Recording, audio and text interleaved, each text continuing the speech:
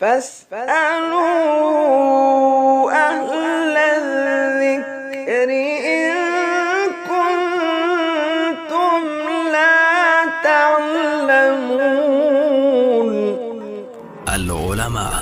علماء و عوام میں حائل خلیج دور کرنے کی ایک منفرد کاوش۔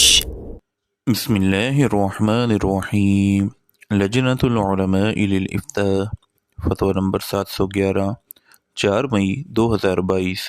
سوال: ایک آدمی کا ذاتی گھر نہیں، کرائے پر رہ رہا ہے، اس کا ارادہ حج کرنے کا بھی ہے، اگر کہیں سے اس کے پاس رقم آ جائے تو اس رقم سے حج کرے یا رہائش کے لیے اپنا ذاتی مکان بنائے؟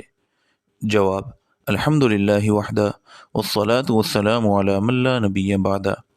ذاتی رہائش ایک بنیادی ضرورت ہے۔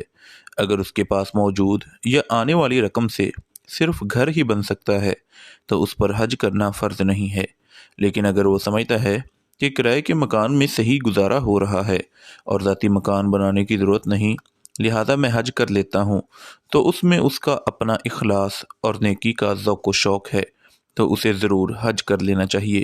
ہو سکتا ہے اس نیکی اور اخلاص کی برکت سے اللہ تعالیٰ اس کے لیے گھر بنانے کے وسائل بھی پیدا کر دے۔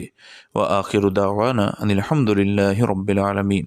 مفتیان کرام فضیلت الشیخ ابو محمد عبدالستار حماد حافظہ اللہ، فضیلت الشیخ عبدالحلیم بلال حافظہ اللہ، فضیلت الشیخ جوید اقبال سیالکوٹی حافظہ اللہ، فضیلت الدکتور عبدالرحمن یوسف مدنی حافظہ اللہ، فضیلت الشیخ سید مجتبیٰ سعیدی حافظہ اللہ، فضیلت الشیخ ابو عدنان محمد منیر قمر حافظہ اللہ، فضیلت الشیخ حافظ عبدالرؤوف صندوق حافظہ اللہ، فضیلت الشیخ محمد ادریس اثری حافظہ اللہ۔